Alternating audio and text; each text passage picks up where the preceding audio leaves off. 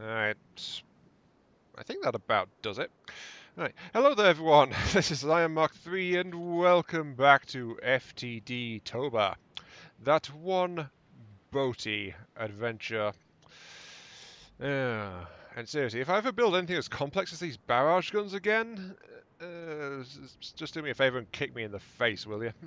Seriously, these things are an absolute pain to reconfigure. Speaking of reconfiguring, though, I've reassigned all of their ammo inputs and stuff like that, so I think the only thing left to do to them is clear the chambers. So, yes, as one of you so kindly put it last time, Iron Mark 3 has been firing blanks, and there was also another comment about how my voice was really low compared to the game. Yeah, apologies about that. That was actually a fault in my recording at the time. Okay, so the new shells actually fire a bit slower. Oh, there we go. That one barrel just cleared over there. Yeah. So what we've got to do is we've got to keep firing until they start turning green. And then we will know that they have emptied their chambers and they are loading the correct shells. Yeah, as you can see, the new shells are actually a good bit higher velocity. We've just got to keep firing, though, until the white ones stop. Down with the white ones! Yes.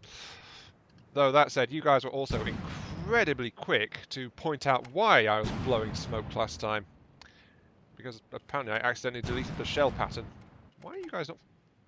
You guys are only partially... I just reconfigured you lot, darn it. I literally just finished reconfiguring those guns and yet they're still blowing smoke. And this is why I said, kick me in the face if I ever think about doing something as complex as these blooming barrage cannons again. I mean, they look awesome, but they're an absolute nightmare. I need to switch to build mode, actually. Yeah. Some of the barrels are cleared, so I can tell you that, but a lot of them seem to have not. You are correct. You are correct. You're not. I changed you, darn it. You are forced. Change. Okay. Wait. That one was changed, but that one was not. Oh, darn it. I must have been hitting a sign on some of these things. That means I've got to go over all of them again and hit them with force assign instead of like... Yep, this is another one. Okay. So not only is it a pain, I've messed up and I've got to do it all again. Go me. Oh, jeez. Okay, I just need to... And another one. Why the heck are these on the wrong setting? I actually went to these ones and changed them on this part, so it's like... Yeah, barrage cannons, absolute nightmare to make and maintain. And it's actually entirely because of their concertina nature. That's it. Their interesting feature of how they split apart and light up like a Christmas tree and go, hey, we're going to nuke you now, prepare to die, is exactly what makes them such a headache to deal with. Okay, yeah, this side. This time, though, I'm actually clearing the clips as well, though that is actually harder to do than just reassigning all ammo takes and things like that. But I'm making sure to absolutely mash the force assign button as well, so... Oh. I think that might... Is that done on that side now? Okay, group 2. Oh, enemy's getting in range. Okay, group 2. Let's fire these guns. And even though I hit mashed clip, there's still some whites in there.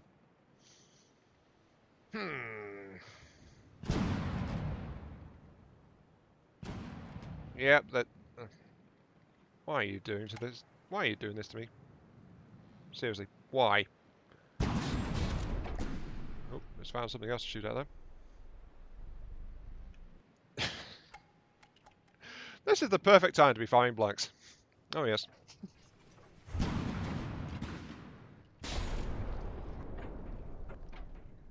Okay, we've almost got it. There seems to be a couple left in this one now. And then I have to do the ones on the other side. To quote Big E himself. pain never ends. These flipping cannons. Don't get me wrong, I love them, like, really. It's just, when they go wrong, they are such a nightmare. Right.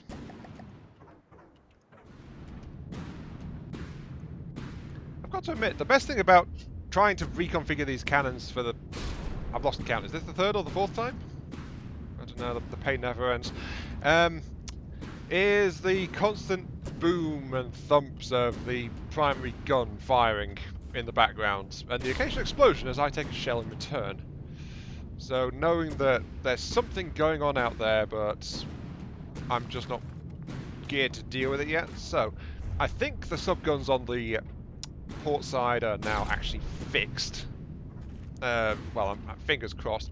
Not only have I been reassigning the things to them, I've also been reassigning and clearing the clips forcibly. So I'm just trying to make darn sure it's ready to go. Well, that just bounced off right there, didn't it? So yeah, I'm taking long-range shells. I don't remember what yellow shells are, but okay, let's see. Arm the subguns. Let's see. White! I just did you. I just cleared all your clips. Why do you have smoke shells? Ah! The pain never ends. The pain never ends. The entire left side is still smoke shells. I literally just reconfigured that. Also, I seem to have, by the way, I seem to have upped it to a more higher velocity shell than it was before, because the rate of fire is definitely lower than it used to be.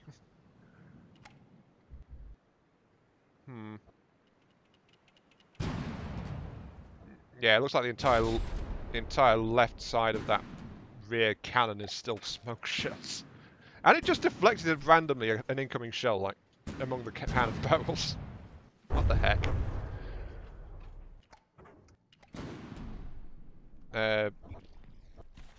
Oh, I think that thing's getting randomly shelled. Yeah, that thing's getting randomly shelled. Okay. Oh, even better. Now the subguns are actually starting to arm themselves. The enemy's getting a bit closer. Well, that's just great. I've not even finished reconfiguring this one. Seriously, kick me in the head if I try to build one of these things again.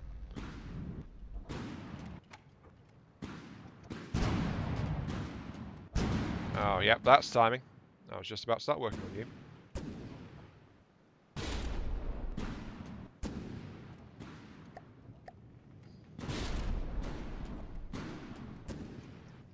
Come on, please let all this be correct. Ah, green! We have green! Excellent! That just leaves the other side to do. Oh. Yeah, we have green. I think I'm going to reduce the powder charge in these shells, though, because they are definitely taking longer to cool down than I want in these guns. Also, listening and watching the primary cannon just lobbing shells all over the darn place has given me an idea that could wait, there's a couple of whites in there. I'm going to have to check you again, aren't I? I've got an idea for an additional weapon system which will just help my accuracy in general. And it won't take hours and hours to build either, but... Well, I'm trying to stay on task. I've got to fix these first. In theory. Truly, I am the greatest engineer. Oh, yes.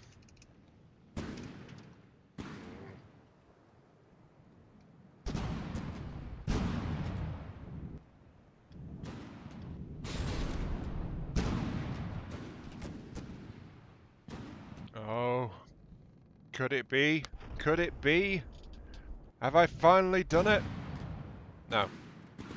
Blast it. I was so hopeful, and then it's like, nope, it's only decided to unleash with a salvo of white shells again.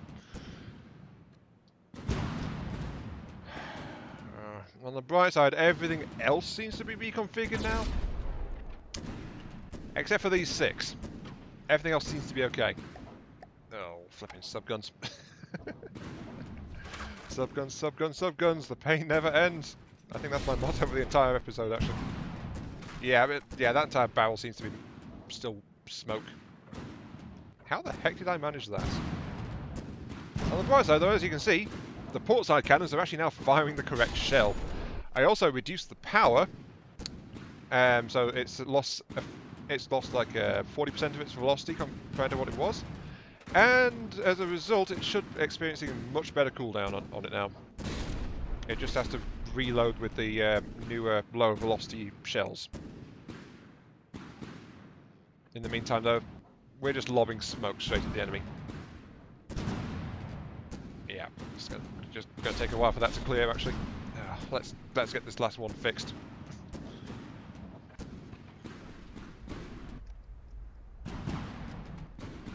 Oh, there it is. There it is.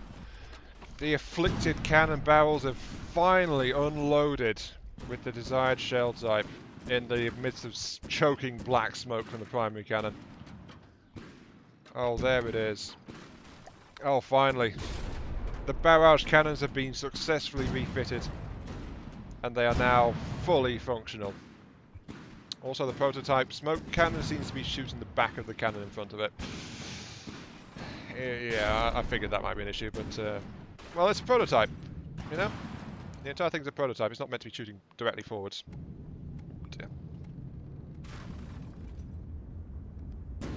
But yeah, as the barrage cannons have slowly been fixed, my offensive punch has been getting back and back to its correct points again. Though, the prototype cannon keeps getting damaged. Anyway, while the ship continues to play around... Oh, I see. It's because I'm getting hit by frag shells. What is that? Actually. Oh, it's a white flare. White Slayer's vessel. Okay.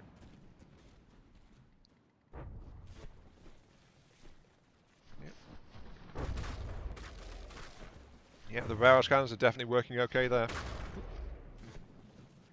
Just slowly pummeling it into position while it's covered in choking clouds of smoke.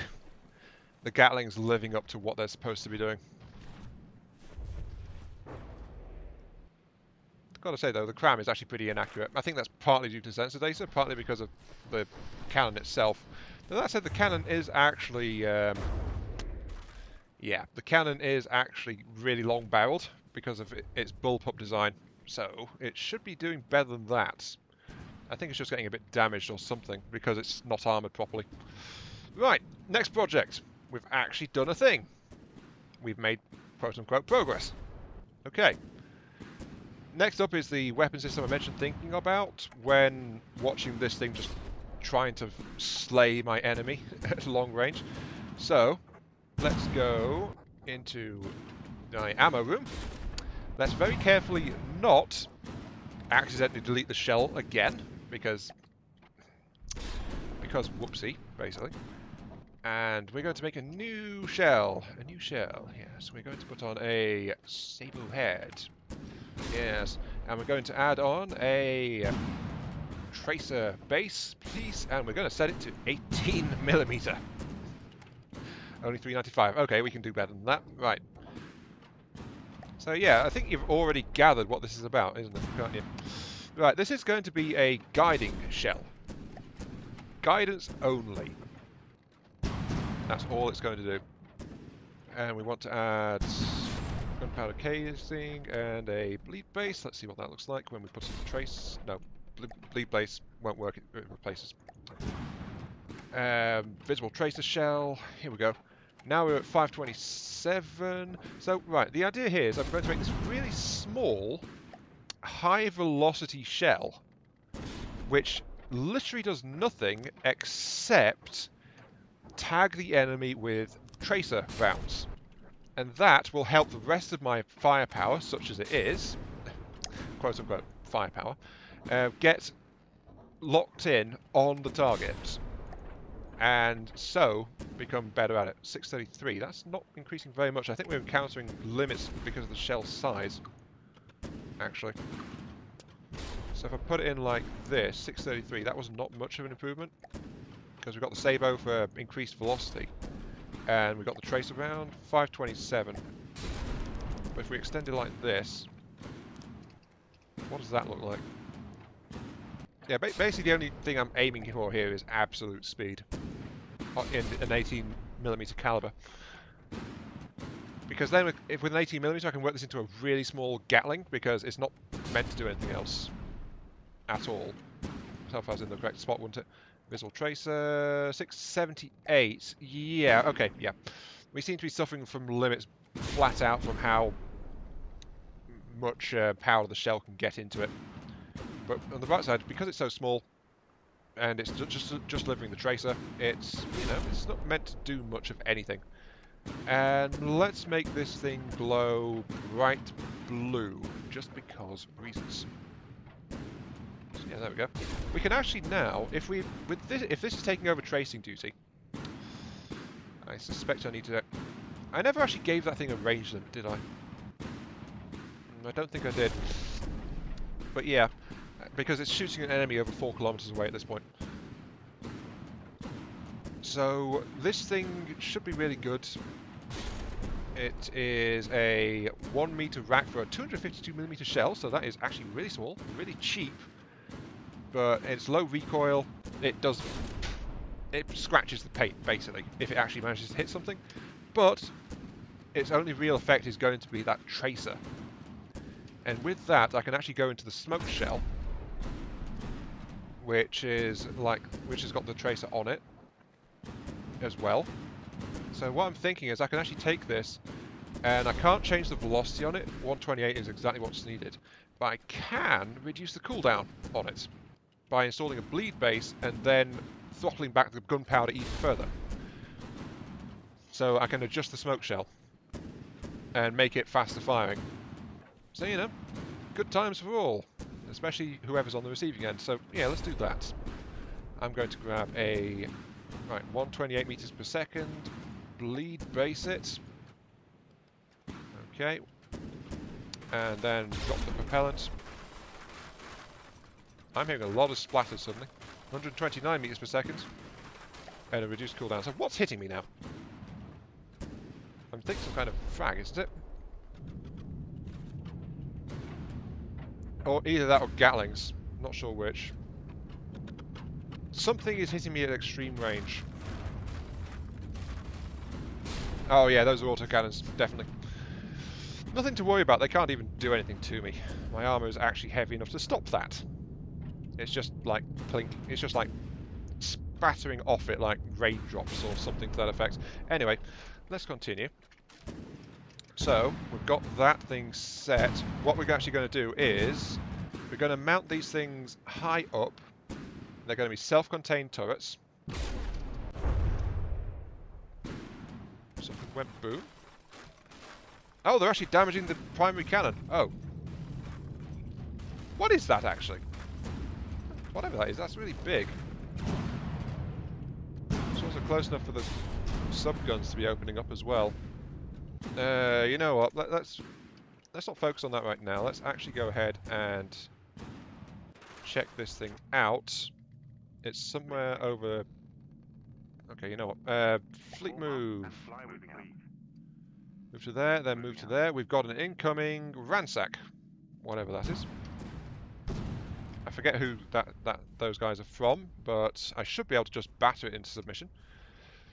Also on the to-do list, by the way, is install some kind of energy shield, because we do need some kind of energy shield. We've been lacking any kind of energy shield for a very long time, actually. Oh yeah, it's one of those ones that looks like a proper boat. Are you on its watch? Maybe? No. Deepwater Guard. I'm going to say Deepwater Guard, yeah. Yep, there it is. A big auto cat. Oh! Well, the ransack just took flight. In a shower of debris. That can't have been healthy. Yeah, I think it just got... I think its ammo magazine just got touched off. And now my main ship is just like closing on it. Oh dear. Yeah. I need better sensing, and I think getting a tracer Gatling cannon is going to be part of that. It can't hurt, really. Well, yeah, it literally can't hurt me to have one of those. Why am I seeing blue shells? That must mean something is severely damaged for blue shells to be coming out. Oh wait, no, the blue shells Of course, that's the smoke shells. Yeah, after I took the tracers off it. It's just emptying what's left of its tracer magazines. Tracers in the magazine. Okay, turn off. Yep, I think the ransack has been thoroughly ransacked. It's not going to do much else. Oops. Oh, there goes its rear section. Very painfully. Okay. Yeah, well, one of the subguns got blown off, but no other real damage. Okay, let's actually get a new weapon system to help us hit with the old weapon systems, because, you know, that's how logic works, supposedly. No, don't judge me, okay? I know you judged me already. Don't judge me even more. Yeah. Okay, so here's what I've got for this new Gatling Tracer thingamajig. Excellent name, I know. Double turreted, 6-barrel, lots of stuff. I actually forgot to put a mantle into this, but we're going to test it and see. Yep, spits out lots and lots of tracers very, very quickly. And they are highly, highly obvious as well. Look at that, look at them go. Okay, so they've got, each of these guns has got 2 belts. Oh wow, I think it's actually recoiling us slightly, even though they're 18 millimeters. Either that, they're just rocking the tower back a little bit. But yeah, they've got the 2 belts. The belts each have 4 inputs each to try and reload them at a decent speed. And then as a backup, they've also got some regular loaders on top with 2 inputs each, just to let them at least keep spitting out a few shells, you know? So that's that. These guys are going to have the same kind of limit as the primary cannon, though, when I actually assign that thing with a limit, because it's actually firing at something right now. But that's basically what these things do. They just spit out massive, ridiculous numbers of tracers at the enemy and make it more obvious to the rest of my weapons what's over there. So yeah, I think that's going to be helpful. I've also got it, of course, rigged in with the local weapon controller there. This is going to run off the same AI as the subguns, so maybe I should actually run this off the detector AI. Now I think about it, so if I turn it off the detector AI, the detector gear will still work for the other AIs, but these tracers will turn off. That sounds like an idea, actually. Yeah, let's run this thing off the detection AI. AI wireless, give me that. Click, and I want you to channel 4. Oh wait, the detector doesn't actually have an AI radio. Oops. Doesn't have a wireless rather. So let's get down there and see. Just going to laggy down here. Okay, right. So you're no, you are the detector AI, right? You are broadcasting on channel 4. Yes. Must be because it's off then. No, it's on. Okay, so in that case, why was that not... Why... Did I assign you to the wrong channel?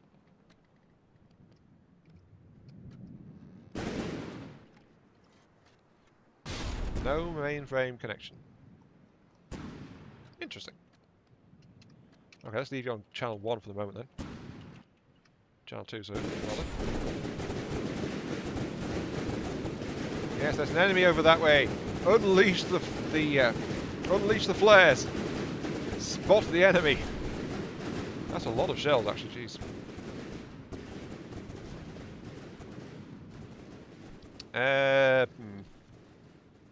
Actually, that's way out of range. These flares have a definite limit on their range. Maybe I should actually not have them run limitless, because I'm not sure how far away that is, but it's definitely falling pretty short. Okay, right. It's because they're so small. They actually have a lot of drag going on. They can't even reach the same range as the subguns. Well, they're still going to be useful when something gets a bit closer. So, you know, can't fault them there.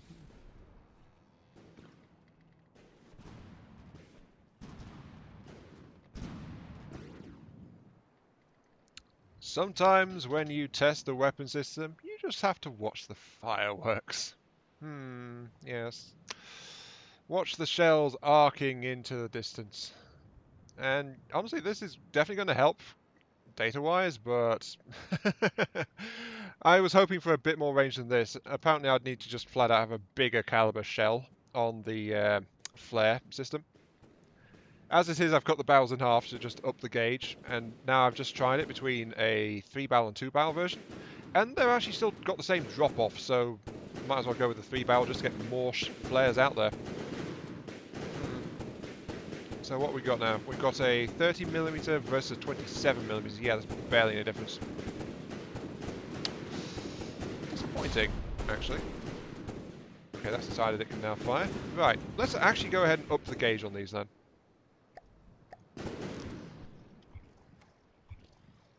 So there you go. You guys have actually got a higher gauge. What are you now? 60mm versus 54mm.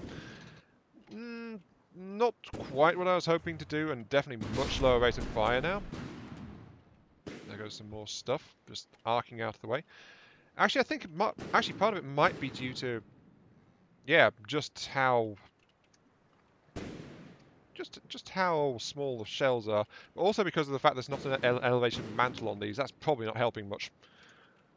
So let's actually do that before I forget again. Advanced cannon, give me mantles. Give me 1 meter L mantles. And then barrel, 4 meter barrels. And of course with the bore evac, this time I'll go without a muzzle brake, because flat out we just need more velocity out of the shells, end of the day. So yeah, that'll let the things correct individually. Yeah, the AI is not very sure of itself at the moment, at this kind of range. So, now, because I've increased the gauge on those things, what's the... Oh, that is actually looking much better in terms of the actual flare distance. Oh, that is... yeah, that's boosted it by easily about 50% range, 60% range, compared to what it was. Sometimes you just have to test. With many, many explosives. Oh, yes. Well, okay. For arbitrary reasons, we've now got a 54mm, I think it is, smoke shell. So it's got decent velocity, it's got slowish cooldown, but it's multi-barrel, so, you know, it's going to keep firing. It's going to do pretty well, I think. And to be fair, it was actually firing at targets over 3.5 kilometers away. So, you know, I only wanted to engage at like 2 kilometers-ish. So we'll set it to that, at least for the moment. I've got a very, very, very accurate read on how far away the enemy is. The enemy's speed is all over the darn place. But yeah, my detection system seems to be very, very sure about itself. It's just, you know, it's working the kinks out at this point, really. But yeah, I think that's going to be a couple of these is going to be an excellent addition. I just need to armor it up now and get it prepared for deployment on the rest of the ship. And work out what its maximum range actually is. Because it's a flare shell, I don't have to care about its effective range. Not really. But unfortunately I have to care about its actual range. Because for some strange reason it is going to, you know, be engaging... Well, it doesn't matter if it's too far outside the shell's range, because it actually, you know, it stops going fast enough to actually hurt things. That doesn't matter. But what matters is that it actually gets to the target and delivers its tracer payload. So it just has to hit the thing. It doesn't actually have to do any damage to it. Yeah, that's looking okay, that. Going to be a nice little addition, this. But yeah, I was planning to mount like a couple of these on top of the tower here. Maybe just undersling them around one here, one under the chin. Just give them a highly visible point where they can just lob shells at anything that catches their fancy. And yeah, I think this is going to make a nice looking addition. Took slightly longer to engineer than I was planning, but you know, this always happens in From the Depths. It always takes longer. Right side, I think I've worked out what this primary cannon is currently set to, because it's engaged an enemy as soon as it can at about 3.3 kilometers. So really far away, but it seems to be too far for my detection systems to accurately locate it. Well, that does explain why it's so erratic, just twisting and turning uncertainly at this range. It just doesn't know where it's pointing, basically, and just wasting ammo. I need to reduce the range on that. Alright, test log. Incoming torpedoes, right. We can see incoming, yeah, the smoke shells are falling from the sky pretty thoroughly. The flares are, well, they were hitting somewhere around here. Oh, they've decided to target something else. That invalidates the entire darn test. Because there's actually an airship coming in. Oh, that's why. Anyway, yeah, 3 kilometers seems to be too far for the tracer rounds. So it seems I require setting you to. I think about 2 kilometers is the upper limit for these things. So yeah, I think 2 kilometers on this. Also, I hear incoming missiles. Yeah, incoming missiles. EMP missile, of all things, right? Has that caused any actual damage? Not as such. Oh, it's another white flare vehicle. Of course it is. Also, it's getting pretty thoroughly sharded though. Yep. I think you're dead, buddy. Oh, yeah, you're definitely dead. Splat. Okay. I think we should limit. I think these Gatlings are probably only effective up to about 2.5 kilometers-ish. Yeah, let's watch, because the smoke Gatling loses the arc much faster than the. They lose velocity much faster than the Cram cannon does. The Cram, however, does actually seem to have the range on this guy now. Okay. How far away is the target then? Right, let's check this. So the target is currently 2.4 kilometers away. So let's engage the tracers. That means I can reliably hit with the Cram cannon that's about 2.5 kilometers, 2.7 kilometers-ish. The tracer shells, however, are only going, I think, somewhere around the 2.1 kilometer mark. Yeah, I'm willing to call that about a 2.1k max range on the tracer rounds. Right, empirical testing confirmed. Jolly good. That does, however, give us some much-needed range figures. So, right. Tracer rounds are good out to 2 kilometers. Check. Primary cannon is good to about 2.7, 2.8 kilometers-ish. I think. It becomes very unlikely to hit anything beyond that, so, you know, not much point doing that beyond there. And that gives us an overall thing. If I recall, the subguns are set to 2.5, or something ridiculous. Well, actually no. Somewhere around 2, I think it is, isn't it? Something like that. So when the subguns are engaging, this cannon should be engaging as well. Where's its targeting system? There's the targeter. Okay, you are currently set to no limits. Okay. I think 2,800 meters is plenty. And should avoid some twitchy behaviour. Though, just because, you know, reasons, let's set it to 2,750. Because why not? Why not indeed? Alright, so 2750 maximum range on the primary cannon prototype, which I still haven't got around to armouring, by the way. It's managed to shell that thing out of existence, though. So when I get some more of these things mounted on the ship, it's going to be an absolute nightmare for anything else that decides to try and come my way, quite honestly. I think those are torpedo impacts. So 2.85. What are these subguns set to again? I think they're... Aren't they set to 2 kilometers, I think? I seem to recall that one being a thing. Yeah,